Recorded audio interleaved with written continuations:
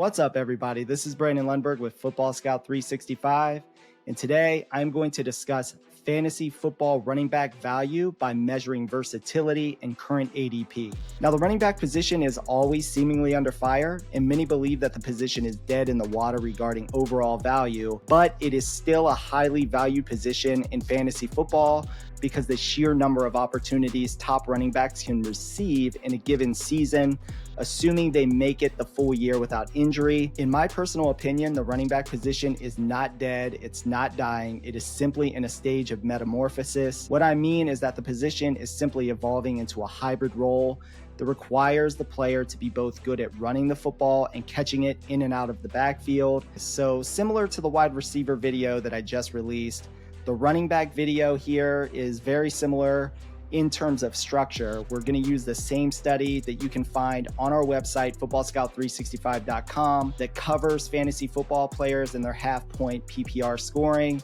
since the 2017 season. So the intended goal of this analysis is to ID a quarterback, a running back, or a receiver's total usage by combining their total opportunities. And for the running back position, that's going to be their total rush attempts combined with their total targets as receivers. By doing this, we can take the average half-point PPR fantasy points per year since 2017 and divide their average opportunities to get a points per opportunity average. Now, this is not a perfect exercise by any means, but it is a good way to kind of gauge how a player is performing year over year. So within this evaluation, I created 3 tiers for the running back position. Tier 1, for example, seeks to ID the running backs who averaged 40% or more of their total fantasy points since 2017, coming as a receiver from in or out of the backfield. And they also have to have a current 200 plus point half PPR fantasy point projection headed into the 2023 NFL season. Tier 1 includes familiar names such as Austin Ekeler, Christian McCaffrey, and Alvin Kamara. Austin Ekeler and CMC are low-value safe bets, while Alvin Kamara presents some legit opportunity at his current ADP.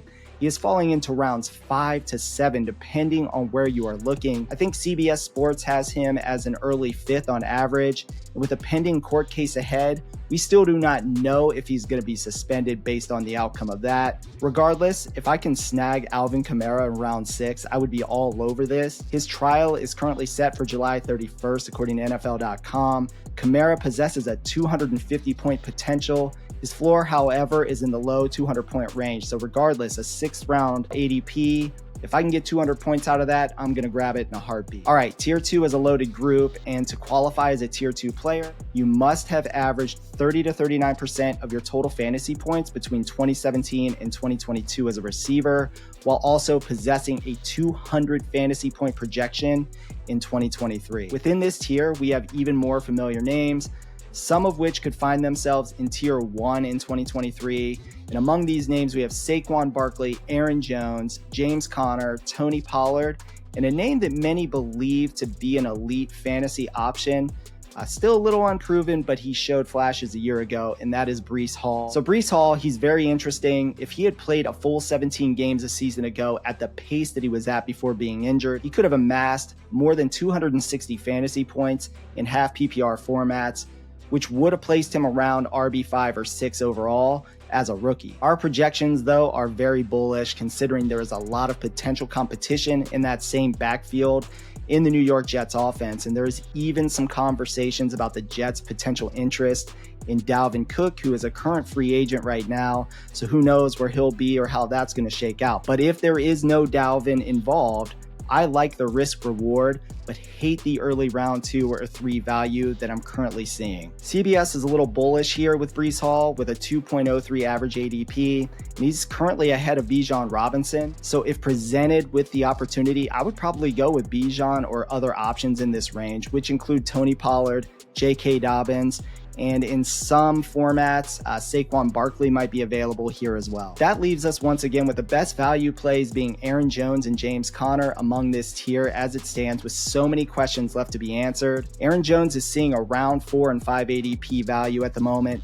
With that being said, it would be a steal based on our early projections that indicate He has a 220 half-point PPR fantasy point potential and should remain a major piece of what the Packers want to do on offense in 2023. James Conner's value, on the other hand, will be dictated by his health, the wear and tear, and the Cardinals are looking like they might want to tank this year. But if James Conner is healthy and Kyler Murray is to return, he could see some decent numbers in 2023. We project Conner could hit 200 plus fantasy points, and do not forget the red zone usage and the number of checkdowns he received under the previous regime.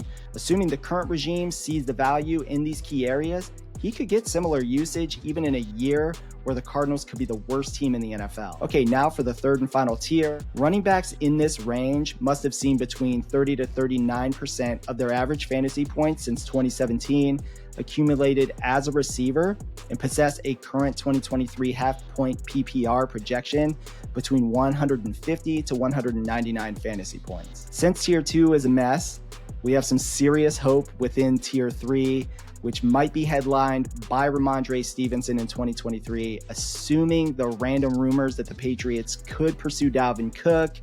I know, Cook, he could derail someone's fantasy value along the way.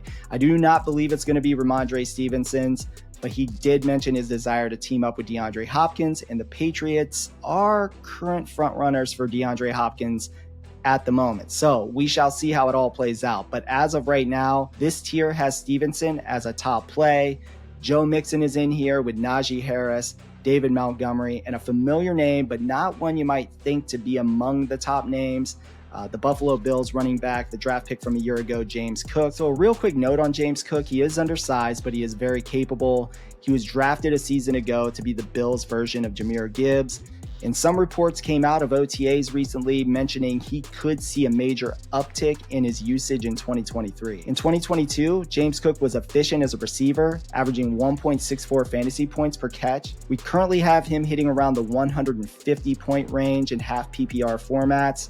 He could surpass that and combine that with an ADP in the 7th or 8th round, and he provides a high value ceiling. Okay, so getting back on track and identifying the top value within this tier, it's clearly Ramondre Stevenson, as mentioned above. Assuming Dalvin Cook does not enter into the equation in New England, Stevenson is an underrated receiver who will get a lot of touches as a 3-down back in 2023. So unlike our receiver video, the running backs are far less decisive for a myriad of reasons, but there is some seriously strong value among tier 3 running backs. I didn't even mention David Montgomery or Najee Harris. Montgomery currently boasts a 6th or 7th round ADP, depending on where you're looking, and should be the hammer in short yardage and goal-to-go situations.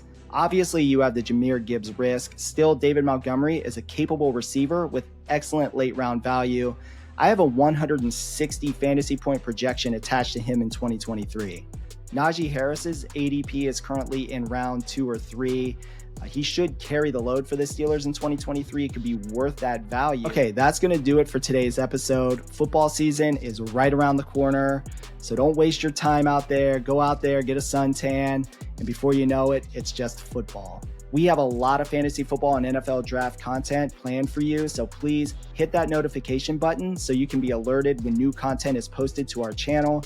And do not forget to like the video, and if you are not already subscribed, please subscribe and stay tuned for more great fantasy football and NFL draft content.